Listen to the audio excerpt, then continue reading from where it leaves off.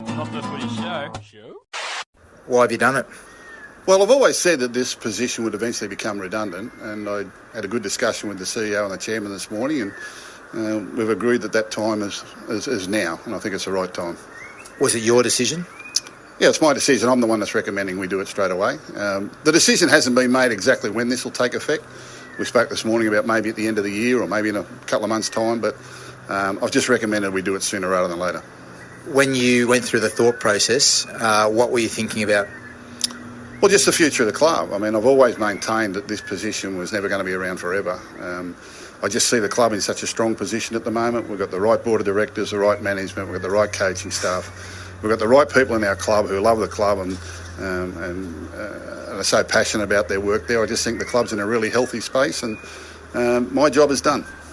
Your job is done, but you haven't got a premiership. Was that always part of your charter? I'm not so worried about the premiership. Our initial goal was long-term survival, just financial stability, and the club has got a very strong financial base at the moment. It's got a long and sustainable future, and that's very, very important. I love the number of players that we've developed and brought through to in that club, and the number of staff that we have too. When I got there, we had 11 full-time staff. Now we've got 50 people loving working in rugby league and making a great contribution to the club and the game. Gus, you love the Penrith club. Are you feeling like you've been pushed out in any way? No, not at all. Not at all. No, we always knew this day would come. And I think now's the right time. I think the club is ready to go on to bigger and better things, and I'm sure we've got the right people in the club to do that. What's your heart feeling right now? I'm actually pretty proud, to be honest, of everything that we've done and everything we've achieved. And I'm actually handling this day better than I thought I would. But it's been a wonderful experience. The club has been so great to me. I've enjoyed every minute of it, and hopefully I've been good for them. What does Penrith mean to you? Everything. They gave him a start in rugby league many, many years ago. Captained the club, coached the club. I've now worked in the club, and seen so many people there, and so many people I love and have been associated with for a long time are still a part of that club, and that's why I know it's in good hands. You've been linked to other clubs. Are you done with rugby league now in a coaching or general manager capacity? There has been no doubt that I've had approaches over the years many times, but I've knocked them all back within minutes. Not because I don't respect that or not humbled by the opportunity, but my heart was at Penrith, and that's what I'm doing. And now that's over, I'll just take a seat back. I'll work in the media and dodge blokes like you. Any chance you'll coach again or be a general manager again? I'm too old to coach again, mate, I think, yeah. What about in general manager capacity? I don't think so. I don't really see myself back in clubland now. I think there's some other challenges I can take on. I'm looking forward to it. Cronulla are said to have been interested in you. Is there any chance of Cronulla? Well, I'm not going to talk about other clubs that have made approaches, but I talk to a lot of clubs a lot of the times about a lot of things. I love rugby league and I love people that are passionate about it, and I'm happy to help any time I can. But right at the moment, I'm looking forward to the next big challenge. What's that? Don't know.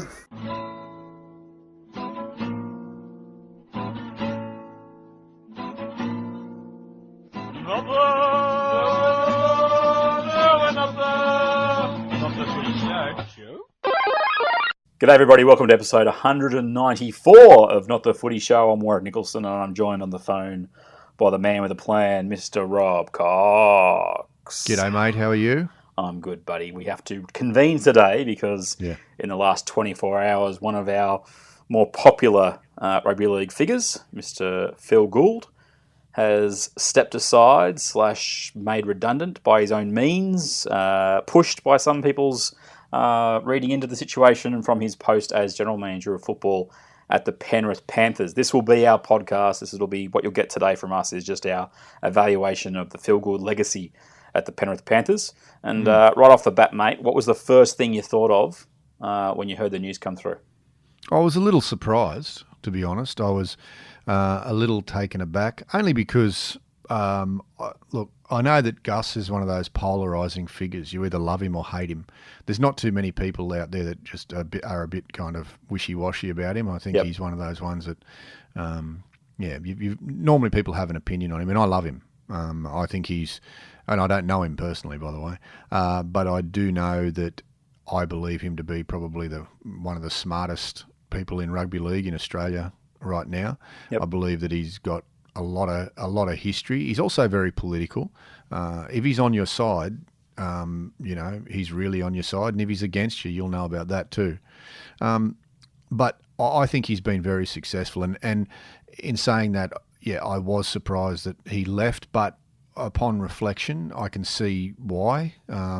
Gus isn't one to hang around. I don't think, once he knows that either somebody has it in for him, or if he thinks that he can't offer the situation anything, or maybe a bit of everything above. So yeah, mate, my initial reaction was surprise, and then upon thinking about it and listening to a couple of things through the media, I thought, oh yeah, pretty good timing. Yeah, look, I wish him all the best in his decision. I think he pretty much had the writing on the wall when the story came out about the Wayne Bennett handshake agreement that didn't stick, and the fact that the chairman of the Panthers board had gone out and basically promised the job to Ivan Cleary. That was pretty much the moment. Once that story got out, and the key in that whole part of the argument is that it happened a while back, and it had somehow been kept under wraps that this was the case. I know we'd spoken about it, and I thought that Bennett was the right option for them, and I thought Gould's the kind of bloke who'll go out and get him. If he thinks they're that close, he'll go out and get someone like Bennett. And the fact that story evolved and came out, and the way that it came out as well, it was a very matter-of-fact comment from the chairman. Yeah, I think that the crux of the matter here is the person who released that story and broke it was him. Yeah, he let the cat out of the bag, and Phil Gould's very smart. I don't think that he would have done that by accident. He would have known for a while now about once that becomes public, that will probably see him very close to the end of his tenure, especially with, even if he and Ivan do get along, just releasing that information that the head of football, the general manager of football, would have preferred in the first instance another coach, virtually spells the death knock for their relationship as far as anything publicly goes anyway. I mean, it might get rescued in the future. It may not be even as bad as what some people are saying, but I think that, that's a nice big full stop on him at Penrith. Yeah, just adding to that element of why it was the reason that it broke the straw on the camel's back, or whatever you say that stupid saying, is that he'd basically agreed with Bennett that you're going to come down, and in the other corner, the chairman's making his decision with Cleary. I mean, that's just clear as day. You have played your role as far as the board and the CEO have seen it. So that was really, we've opened the show with his interview with Danny Wilder from Nine. And as you would have heard already of people, effectively, he's like, my job's done. Now, that's the next question I guess we have here, Cocksmith, is his job done, or was his job done? There's a slightly two different ways you can take that question. Yeah. Oh, look, I think it was a bit of both. I think his time was up. I think he'd been there for 8 years, nearly 9 years, or maybe it was 9 years. So he arrived in May of 2011, I believe, is the date. Okay. Yep. Okay. So he'd been there for a good amount of time, and mate, he achieved a lot whilst there. Yep. So love him or hate him, a lot of people. The only thing that a lot of people will jump on is his 5-year plan thing. There's a lot of people that'll take the P155 out of what he said, the 5-year plan, and no, he didn't get a premiership, but they did make the finals quite a few times in those years. Well, how about I just give a rundown of his performance as GM of football since we'll call 2011 a bit of a wash because it was halfway through the season. For the record, they finished 9-15 and in 12th spot, and then in 2012, his first full year in charge, they were 8-16 and finished 15th. Then in 2013, they were 11-13 and finished 10th.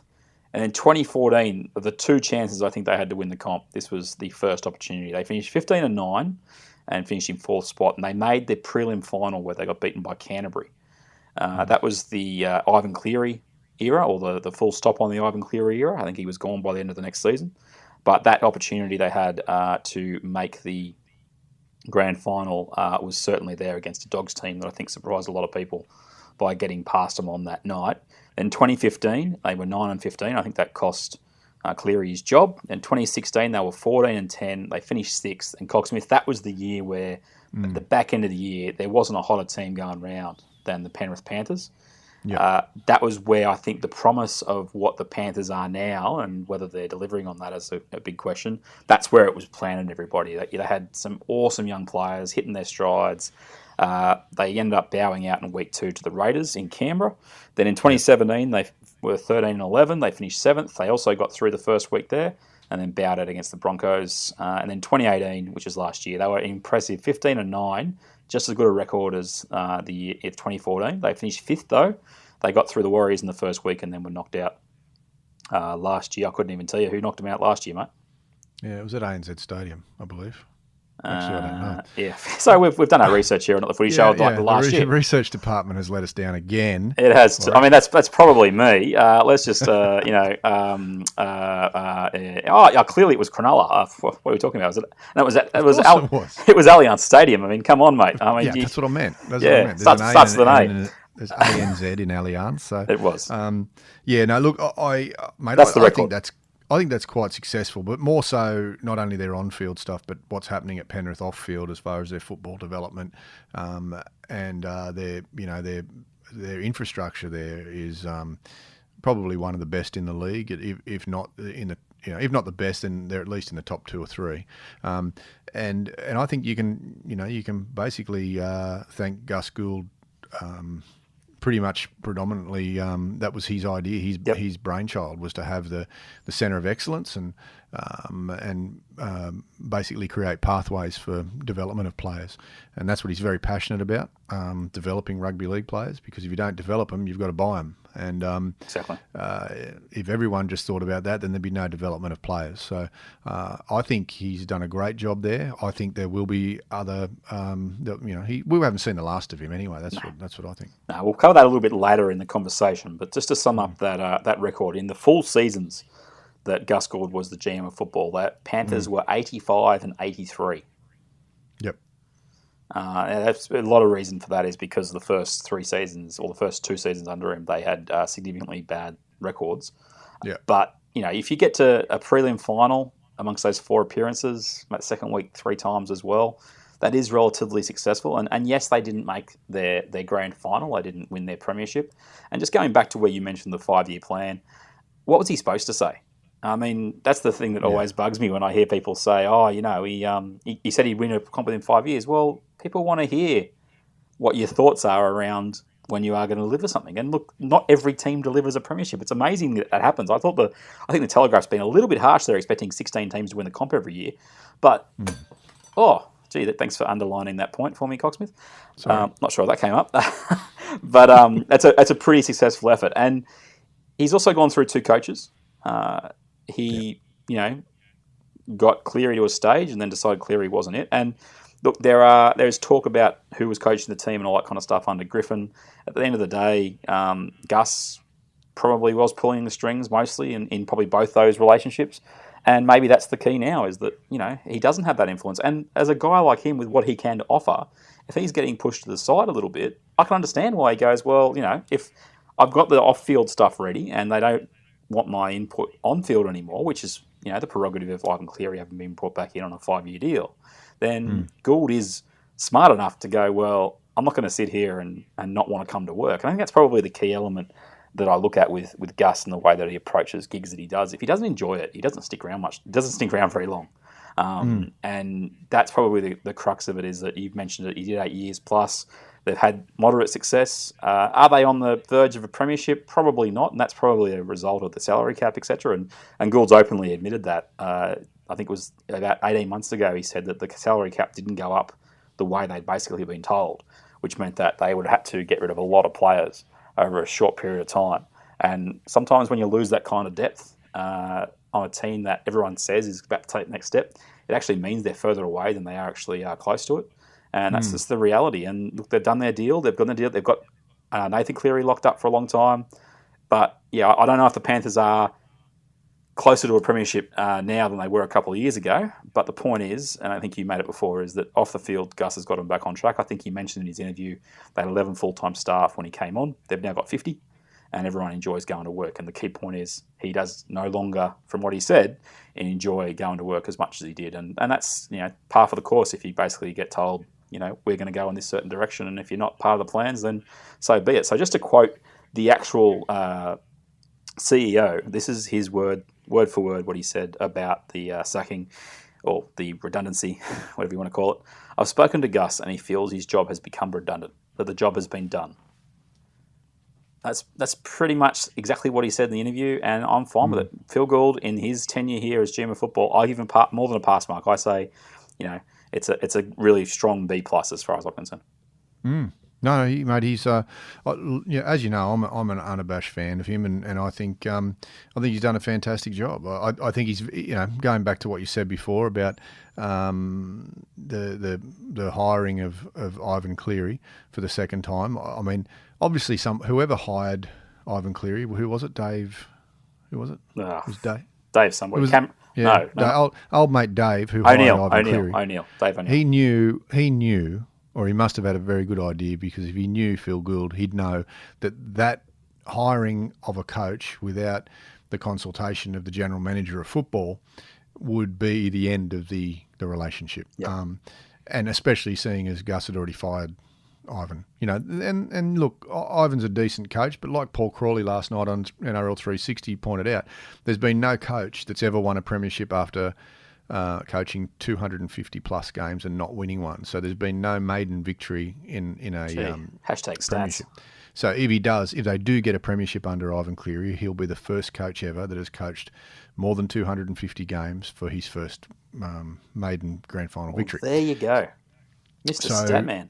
Yeah. So look, it's a fairly big risk, but at the same time, I think the line was drawn in the sand, and that was a signal enough for Gus to say, well, if you don't want my input, great, I'll find somewhere else that maybe does want my input, or maybe he won't. I mean, look, we know he's going to get a payout. They mentioned that on 360 last night. He's in his contract. He's got written an early exit means a payout. We don't. And know just what to quote it's worth. Fletcher, the CEO again, he says he's got a contract and there are certain clauses in that contract that are honoured. So yes, he will get paid.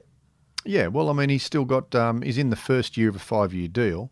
So, look, I'm not even going to guess. Actually, I'm going to guess. I'd say he's probably going to get 12 months' worth of salary out of it to walk away. I know that the salary was good, as you'd expect it to be with someone of Phil's history and runs on the board. So, look, the next deal he takes, if he takes one, could be slightly less than what he's worth, because he's about to get probably a nice little spare chunk of change into his bank account, which will afford him to go and do something that might be considered unders for him if he hadn't have gotten that change. So, look, I think whatever he does, it'll be a challenge. He likes a challenge. I'd love to see him at the NRL. I'd love to see him in the NRL. Well, let's have a break here on the Footy Show. Let's come back and talk about two things. One being what's next for Phil Gould, and two, I think we need to delve a little bit back into the past to Phil Gould's first tenure as basically the Supremo at the Panthers, and might have a few lessons about what he might do next. And we'll come back after the break on Not the Footy Show. Not the Footy Show. I love coming back from breaks. It is good, isn't it? It makes my balls tingle. Just saying. Just so you know. Did you write that down? By the way, I did drop something before, as you might have heard. What was it? My false teeth fell out. Not the Footy Show.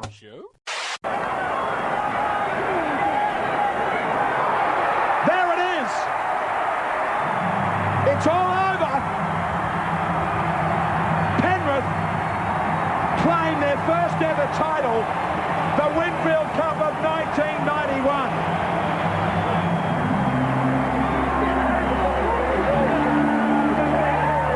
What a finish for Roy Simmons.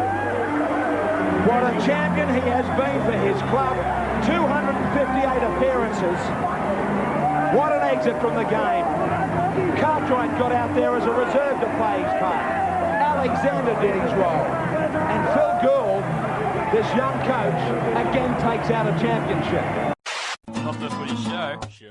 Okay, we're back. It's Not the Footy Show, episode 194. Warrick, Nicolson and Robb Cox. We're talking Gus Gould and his legacy at the Penrith Panthers. We've covered off the last 8 years, this general manager incarnation of Phil Gould, but we also want to go back to the first incarnation of Phil Gould at the Panthers. Not the playing version, but the actual coach / Supremo / Lord of everything, master of the universe, etc. He also played for Penrith too. Yeah, he did, and then he went around the league, from what I understand. Yeah. I think he captained the Panthers as well. Yeah. But let's go back to 1990 to 94, which was the Phil Gould era as Supremo number one. It started pretty well, Cocksmith. I know your memory goes back as far as that as well as does mine. And the Panthers in 1990, after flaming out 0-2 in the 89 finals, finished third. 15-6-1 they were that year, mate. And they made a massive statement in the major preliminary semi-final by beating Canberra in extra time.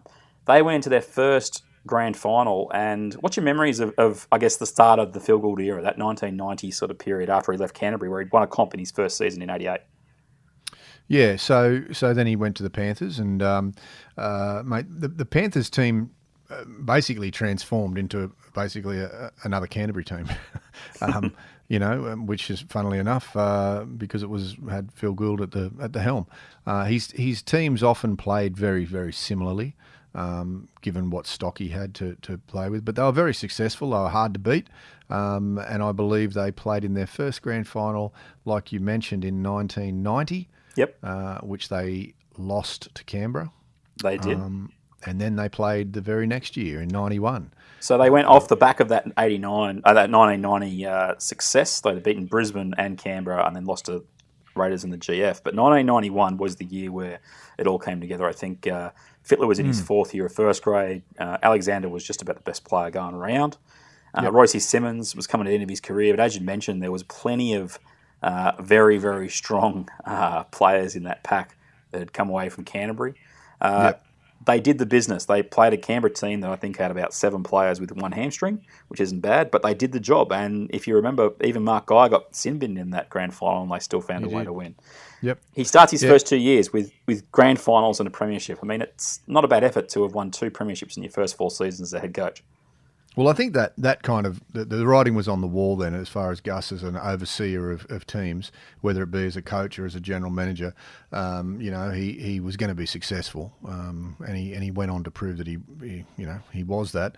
And I think the Penrith district needed someone or basically success like that. Because for a long time the Panthers were known as the Chocolate Warriors. You put the heat on them and they'll melt. Chocolate Soldiers, I think, mate.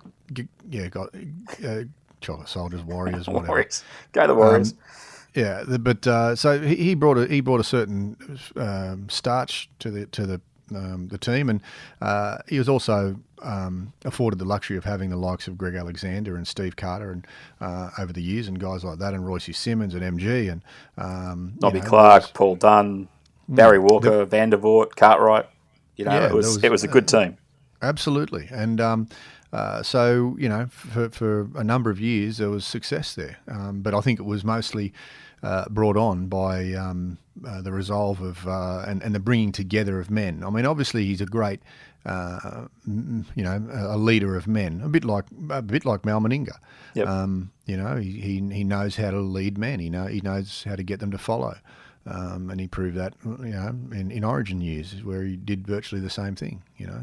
He got them to believe and got them to follow. So, he was very successful at Penrith early on. Yeah, but unfortunately in 92, I think it was the year that they lost Ben Alexander, and it's often referred to as the sort of the incident, sadly, where it sort of tore the team apart and they couldn't focus, and they ended up finishing out of the playoffs in 92, the final 5 in 92 at 11-11. 93, 7 and 15 in 12th. And then 1994 rolls around and there's the rumours of Super League happening and everything else happening. And there's a guy called Brad Fittler who's coming off contract. And 1994 is also remembered as the year that Gould was on the sideline and got sent off by Bill Harrigan as they got smashed by Cronulla at Shark Park. He was gone. He left the Panthers within 2 weeks after that. I just did my research before, and they finished up they were a respectable 8th at 1994, but he took over the Roosters in 95. And my memory from that is always that I believe, and look, if I'm wrong, I apologise. This is relying on my memory from how many years ago, but he denied that he was going to the Chooks. And even though he didn't officially coach Sydney City as they became in 95, until 95, the talk was just incessant that he was going to East. Politis was going to get his man, etc., etc. And eventually he left the Panthers. So, as much as this current situation where he's being sort of forced out, he also has chosen to leave the Panthers in the past and go to greener pastures. And I guess that's why I wanted to go down this road. He was so heavily fancied at that stage, and quite rightly, because he'd had success. The New South Wales team that he'd taken over was just full of like the best talent in rugby league at that stage, and they were a force to be reckoned with. And he was just the it item. Now, although he didn't win a premiership at the Roosters, through that period, everyone was just like, Gus Gould is the man. And it's funny, his last year in charge of a rugby league team was the year I was in Canada. I lived in Canada for a year. And I remember coming back and going, where's Gus? Because when you're overseas back in 99, you can't really follow things as easily. What's your memory of how he sort of left the Roosters, I guess, is my question to you. What year did he leave again? 2000? So it was 1990 was when he finished, because 2000 Graham Murray took over and they made the grand final and whatever. I know he stayed at the Roosters in a capacity, but do you remember anything about the chat about why he wasn't coaching the Roosters anymore? I'll be honest with you, and I think I might have touched on this before. There was a couple of years that I had a bit of a hiatus from rugby league. 2005 was one of them. I was off working for a production company, so I didn't do much rugby league. And 2000 was the year of the Olympics. 2001 was the year of the Olympics, and again, I was off doing something else other than rugby league. So my memory is a little hazy around that time. So, but I'm sure you've got something up your sleeve, was it? No, I said I was in Canada. I have no idea. I can't remember. Right. What were you doing in Canada? Were you chasing beaver around there, or what were you doing? And elk and antelope and all those things. You're into hunting, are you? Beaver hunts and stuff. Fair enough. No, look, I tried to, but then you came back on it. So that year, mate, the only thing, I've mentioned it 1,000 times in the show, the only thing I saw in rugby league that entire season was that the Stadium Australia roof leaked for Origin 2. That was as much as of 99 that I saw. That's a highlight. It is. Yeah, brilliant. About as much as you're offering right now, mind you. Yeah, well, hey, you were over there. I was elsewhere. I wasn't in jail either, by the way. So what... So give me the history here. He left, was it 2000 and... When did Ricky win the premiership? Was it 2002? So 99 was the last year that Gus was in charge of coaching. Okay. And then he stuck around at the Roosters for another 5 years. Then 2001 he was still coaching director, correct? Yes. So Graham Murray took over as coach. He was there for 2000, 2001, and then Stewart came in from 2002 onwards. Okay. And was Ricky... was Gus still at the Roosters in 2002? Yes, he was. Okay. Because that's the one that a lot of people will say that Ricky hasn't really won a comp. And I know that's nasty, and I would never say that about Ricky. Oh, you'd never say it. Oh, and I even shudder to bring it up in case he's listening in, on a cold night in Canberra while sipping a Merlot in front of the heater. I don't like to bring it up, but a lot of people will and say that was actually Gus's premiership. Now, I'm not saying that. All I'm saying is what other people are saying. But... look, obviously with Gus in charge, he would have had input. We know that's he's a coach at heart, and I think he finds it hard not to have input. And there's lots of whispers around Penrith as to what and I only believe half of the whispers, of course, but he was quite hands on in the years of in the early years of Ivan and Coach Griffin, and I think he likes to have input. He's obviously a very smart football brain. So I would say that he had a fair bit of input in 2002, and then so was Ricky still coaching in 2003? Yeah, 3, 4, 5. I think he went into 06 or 07 was about. Okay. 05, 06, I think he got the can. But Gus had left in that tenure. I believe so. But I guess the point we're getting to is that he took the opportunity to move on from a club that was still relatively successful twice. And this is sort of informing what's next for Phil Gould. He has openly said he's too old to coach again. And I think he's right, actually. Yep. And let's not forget there is old Clint Eastwood still coaching, Dirty Harry over there in the southern suburbs. He's quite old now. I mean, he's 70-odd years old, Wayne Bennett, the super coach. But he does it slightly differently. I think he's a different kind of a coach to Phil Gould. I think Phil Gould is a lot more frustrated by young guys these days. I think that he finds them a little bit hard to deal with. Yep. So therefore, I think he's probably better off in a coaching director's role or a general manager of football role. So he probably will never coach again. He's probably right there. However, he did mention that he has had offers to go and basically be that GM of football, that coaching director, etc., etc. Right now, the word on the street has been Cronulla want him, and that's, I think, as much to do with a couple of things. One is that they got rid of their CEO, or he resigned, or whatever it was, so there's an opening there. The other thing is that Phil Gould's commuting time is going to go from about 40 hours a week driving his car to about 3 minutes if you went back to Cronulla. Yeah, he lives down there. Yep. We probably think that that's the more likely opportunity if he decides he wants to do it. Now, he has said again that he's happy to go back into the media and do his job there. And I think he's done a very good job. I think this goes back to your point about why you'd like to see him at the NRL. He's done a very good job of fighting the club land battle for the clubs against the NRL with comments about certain things. And he's been able to do that because he is in club land. Now, I honestly think it's actually strengthened his resolve in that manner, being part of clubland, than when he was just a pundit. What I look at is, I don't think there's a chance at all he ever takes a job with the NRL. His steadfast view for a long time has been there are too many non-football people in at the NRL, and I don't think that'll change no matter how much money they decide to throw at him. And I don't think that's the nature of the people who are in their charge down. They won't turn to Phil Gould and say, come on as an advisor or something like that, because Gould doesn't do it that way.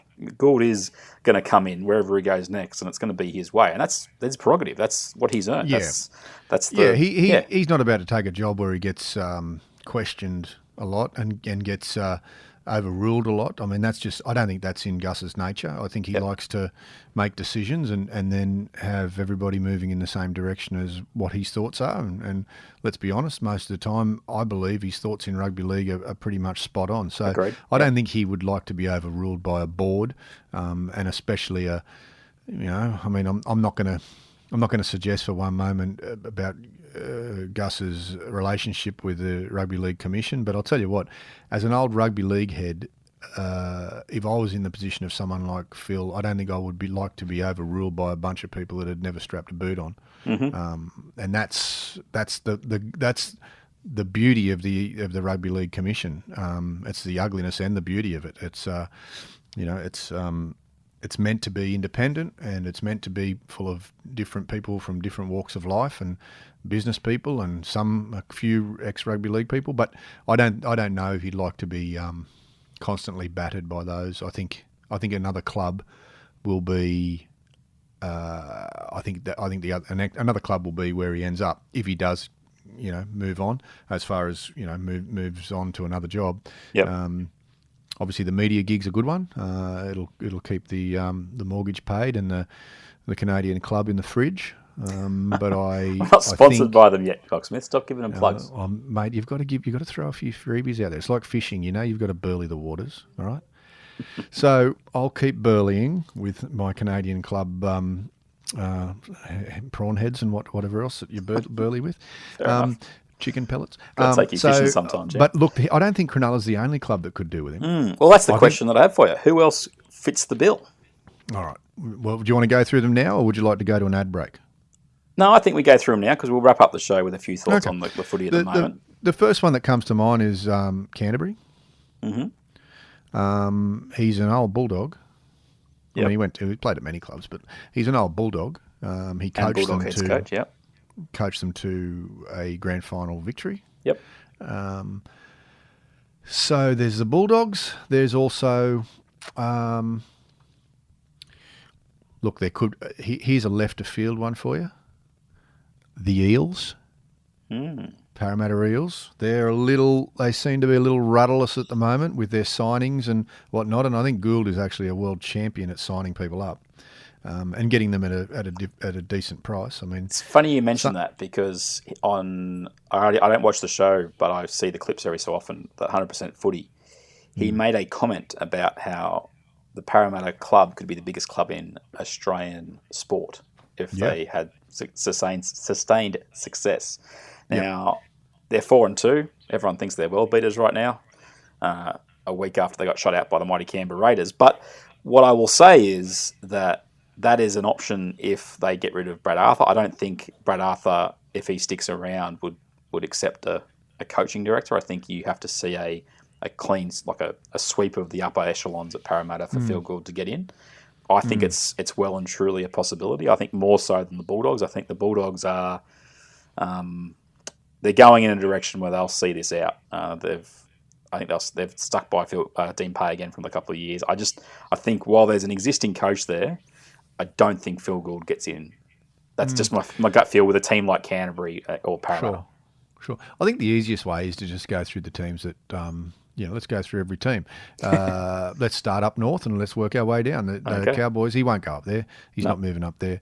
Phil's, look, I wouldn't want to live in North Queensland, too hot. Brisbane, he's not going there. Let's move down. Mal Meninga's the Gold Coast. He ain't going there. Yeah, so Mal's looking after that. Let's go down to Newcastle. I reckon there's a chance. Newcastle. I'm gonna say there's a chance. If Nathan Brown can't get the job done in the next, let's call it 6 weeks. I don't think he'll. I think there's a chance that they move on, not necessarily in season, but I think. They look for and I always thought that he's had a bit of a soft spot for the Knights, and I think Phil Gould has a soft spot for a lot of teams, to be honest. But that's a possibility. I don't know if he'd want to do the commute because it's probably even worse than going to Penrith every day. He'd have to live there, wouldn't he? He'd have to live there and be there for 3 or 4 days. I don't know. There's again the thing you got to remember with the likes of anybody who's successful in a lot of things, whether it's business or whatever. The ego is a huge element to it. Now, if you can go to a club and you can, write them up, and there's a guy called Kalen Ponga there, there's an experienced halfback in Mitchell Pearce, there's ingredients there that Phil Gould might look at and go, you know what, if I can get my right guy in there in place as the coach and I can be the coaching director, you never know. Now, I hate speculating at the best times on this show. We like being relatively stuck in reality. You flagged Newcastle. But there we go. Let's keep going. I don't really do great with geography. What about next? Warriors? No chance. He won't go over there. Manly's no chance because Des is the king. Correct. Let's keep going down. We'll go down to the Roosters. He's not going back there anytime soon. Even though he maintains a great relationship with Nick Politis. But Bunnies? No. Mate, no, Clint Eastwood's in the house, mate. Dirty Harry's in there with his 44 Magnum, so Gus ain't going to be there. Cronulla's one that we've spoken about that could be. St George, I don't believe he'll go there. They've re-signed Mary again, once again. I like how the Dragons generally wait till really late in the season before they give McGregor a new contract. It's a tried and true formula. Can we not? You promised that we. By the way, have you looked at the table lately? I'm eating ribs, baby. Next. So next would be let's go Tigers. Tigers. Look, Tigers are one that even though Madge is quite strong, I think that I don't think the door's open, but I think that it could be opened in the future depending what happens. I mean, they've just gotten flogged, but that's just a weekly thing. I mean, it's happened. They'll move on. They'll get better. They'll be better next week for that. The Tigers. Let's talk about. We've already spoken about Parramatta. Penrith. He's already been there. Who else have I forgotten? Raiders. Raiders. He won't go to Canberra. No, and Melbourne. He's not going there. So I think we've covered off every team. I'd probably put the possibilities. Let's go Cronulla. Yep. Do we think the Bulldogs are a possibility? Yeah. I do think so because I think that there's a young team. There's a coach that I know he's gotten re-signed recently, but I think he could probably use some help. I might be totally wrong, but I feel that they could use some help in some real kind of solid stability. And Gus brings that, and he brings success quite often almost immediately. Yep. So they'd be wanting that. They're not short of money. They're not short of cash, the Bulldogs. So who else did we say? We've got them. We've got Parramatta. Newcastle. Newcastle. I think the Tigers you can probably put as a possibility. But to wrap this part of it up, Gus could choose what he wants. And that's the beauty of the Gus situation is that he can say, I want this amount of money, I want this amount of control, and there will be some clubs that will line up for him. And my gut says no to Cronulla, only because I think of just where they're at currently. There's going to be a bit of a generational change if he went there. And I don't know about that. Everything says yes to me about Cronulla. Okay. And I'll tell you why. Because, they're about to get rid of Gal at the end of the year, so the hard head will go. Oh, come on, he'll keep playing. He's a machine. He'll go. They've got a young coach. haven't got a CEO, and he lives in the area. I mean, if there's anything that's really, all of the flags are raised for me as far as that one goes. Yep. Yeah, I mean, obviously, will remains to be seen, and I reckon we'll find out by the beginning of 2020. But yeah, I mean, I'll throw one more thing into the mix. All right. Don't say rugby union. If you say rugby union, I'm going to hang up. No. Don't do it. The one thing Phil Gould has not done in rugby league. What is it? Do you want I don't know. What, he hasn't coached Australia? Correct. But Mal's got that. Yeah, but he's also at the Titans. I'm just saying. I know. I'm just saying. I don't know. He's said that he doesn't want to coach again. Yeah, not week to week. Just saying. Look, you could be right, but I think Mal has got that gig as long as he wants it, and I think they'd be too scared to fire him. Have you seen how big he is? There we go, people. He's still scary. That's the Gus Gould legacy dissected in full by myself and Rob Cox. It's been interesting to find out that Rob Cox does not remember a single minute of 1999 was probably the biggest thing that I take out of this episode. Hold on. Before you go any further, I was 28 and single in 1999. Okay, so you do the math. You may have been chasing something over in Canada, whatever it was. Chasing a jumper, it was freezing. I may have been doing the same thing here in Australia. Fair enough. All right, that's the Gus Gould legacy dissected by Not the Footy Show. We'll come back after the break, have a very quick look at what's happening in rugby league right now, and then get you out of here. So that's been, the Gus Gould legacy. I love you, Gus. Not the Footy Show. I love Gus too. I love him. Should we send him an old-fashioned letter? Why not? Why not on some parchment paper? Oh, how good's your handwriting? My handwriting's horrible. You won't be able to read it. Oh, it's shit house. But I'll tell you what. Do you know anyone I've who's got some good stuff? Got the good stuff? Yeah, no, not really. My son's probably better than me. He's There you 11. go. But I've got some nice No. I'll We'll get spray him. the paper. Yeah, we'll get him to write it. Well, yeah. Yeah, Gus would like that. Gus is actually met Nate. He'd lap that up. Yeah. This show needs more Nate. I think that's what we've decided. He actually asked me before. He said to me, I said, I've got to go and do a podcast. And he goes, what are you doing? Which one? And I go, mate, which one? Whoa. That's what I said. I said, I only do one podcast. He goes, the rugby league. I went, yeah. He goes, do you want me on it? I go, no. Stay well out of it, mate. You just keep your head down. I feel threatened whenever he's around. Yeah. We've already done 3. I just haven't released them yet. Not the Footy Show. Okay, we're back. It's the last segment of Not the Footy Show, episode 194. Let's start the music. I have had a request for different music. I've got to look up where it is. So you might hear the classic Michael Jackson, or you might hear something new. That's courtesy of the Cutster. Can this Victorian computer programmer or this school teacher from Queensland stop 26-year-old John Sargent of New South Wales from winning a world record prize total of $431,604? Tonight, we're offering a $10,000 pop-top caravan, a $25,000 upright piano, 2 outstanding Holden vehicles, plus a cash jackpot of $306,000. All on the world's richest quiz, Tale of the Century. And now, ladies and gentlemen, the king of quiz, Tony Barber. What a game, folks. A big one tonight. Yes. Thank you very much and good evening, ladies and gentlemen. Gee, there's been some exciting nights over the last 10 years. Getting on for 10 and a half now, but perhaps none to equal this, because whilst in 10 or 20 years' time, no doubt $1 million prizes will be the go. We're looking very, very closely at almost $500,000 tonight, and here's the young fellow that's going for a John Sargent. Good evening, John. Good evening, Tony. Unfortunately, I couldn't find a clean version of the Sale of the Century tune, so I've got to go into the archives and try and find one that can go a bit longer than that. But there you go, cut hell. At least I gave it a run. Back to the real prize music. Now, Greg Inglis retired a couple of weeks ago. We have discussed off air that we want to do a dedicated podcast about his career. I think we will park it for the moment because we don't want to have that, overrun by the Feel Good Legacy podcast. So we'll do one in the future, everybody, where we'll sit down and we'll talk about GI. So good luck in retirement, champion. As for the current state of play in rugby league, there are 4 teams after round 6 that are 5-1 Cocksmith. I think entering the season, we could have probably agreed that 3 of those 4 teams would have been the Storm, the Roosters, and the Rabbitohs. Who the heck is in third? The Raiders, aren't they? They are, mate. The Raiders.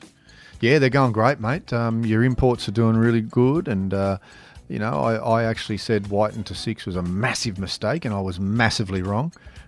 He's going well. They're doing the biz at the moment. They're becoming very hard to beat, and they're scoring tries out wide and in the middle and everywhere. So they're also defending pretty well. They've got the best defence, or second best defence, or third best defence. Hang on, wait. It's best defence in the competition.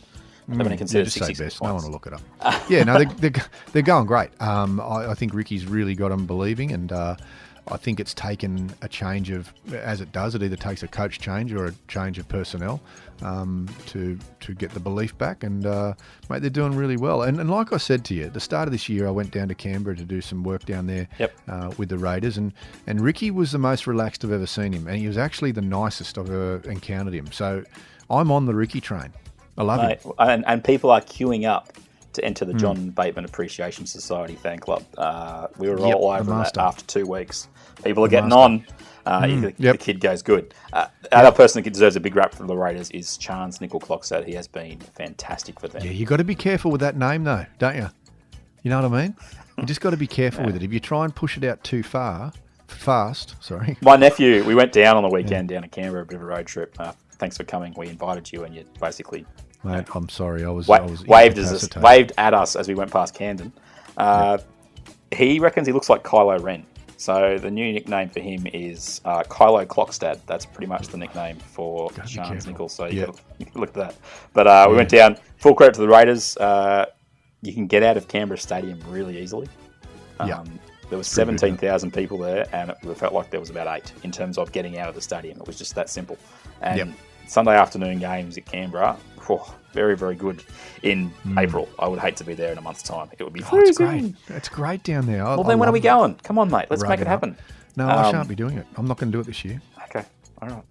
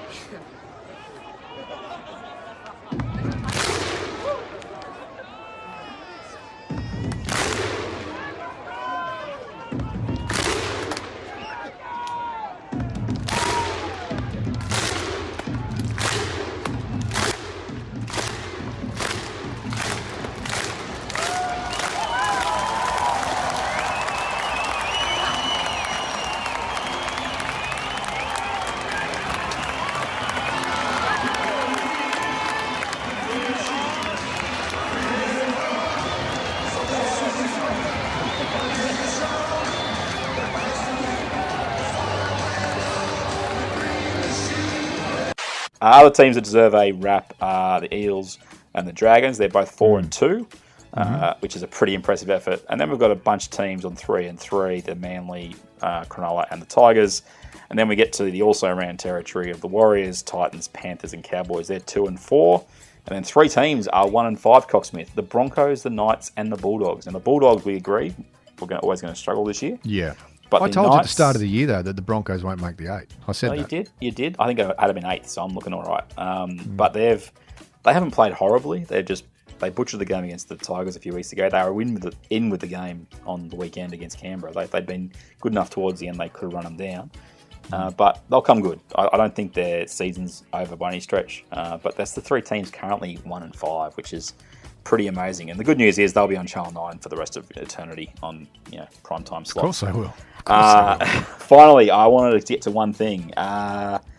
Do you recall that there's a thing called the Magic Round coming up? Yeah, I'm not going. But I know it's on. My gut feel is the way this Easter weekend of Rugby League has gone. Is it too close to Easter? Is it too close to Anzac Day? It's practically... It's 2 weeks, yeah. Yeah, it's whacking a big event back on the end of another big event.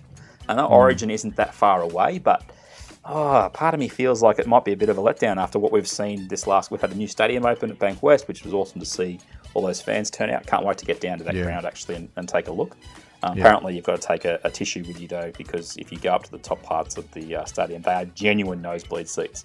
People's noses just but you can see everything. You can see can. everything. It's not like the nosebleeds at Allianz or at ANZ. You can actually see everything and you can hear everything. I mean, look, I don't like the Magic Round concept. I actually think it's crazy.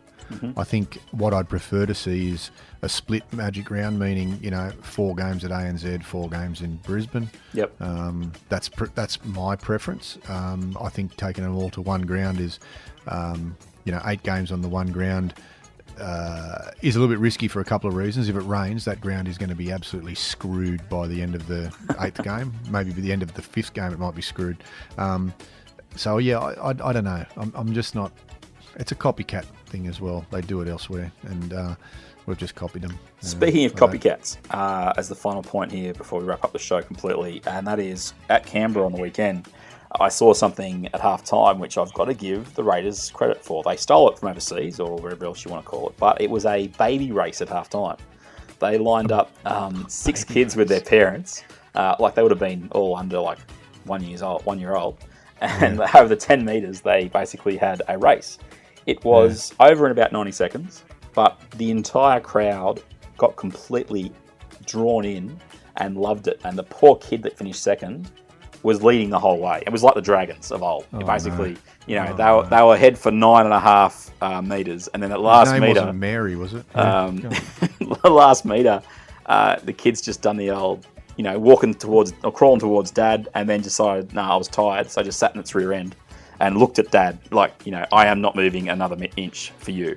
And this blonde-haired little girl came from the clouds, goes over, takes the glory. But I will say that there is nothing wrong with clubs stealing ideas from overseas. If it works, you've got to use it. Like, I hate. Look, I don't know. I'm never one for child exploitation, but can you get Nate on the phone? But I would actually prefer a different type of race at halftime. Oh, here we go. And look, I'm not saying it'd work. I'm not saying it wouldn't work. I'm just saying it'd be probably better. Would be a bikini race. Cocksmith. No, look, it's cold down there. I understand, but I think a bikini race would be much better than a baby race. It's not child exploitation, and I'm not saying it has to be females in the bikini. It could be men. Could be anything. But I just don't know about the child exploitation. I think, I'm going to have a talk to Ricky. I'll get him on the phone. I'll talk to him later. That's been episode 194 of Not the Footy Show. It's been great chatting to Roberto Coxsmithian once again. Buddy, we must talk more often. And I think it's been good to get into the Gus Gould legacy, talk a bit of footy as it's happening. Obviously, Anzac Day tomorrow, everybody.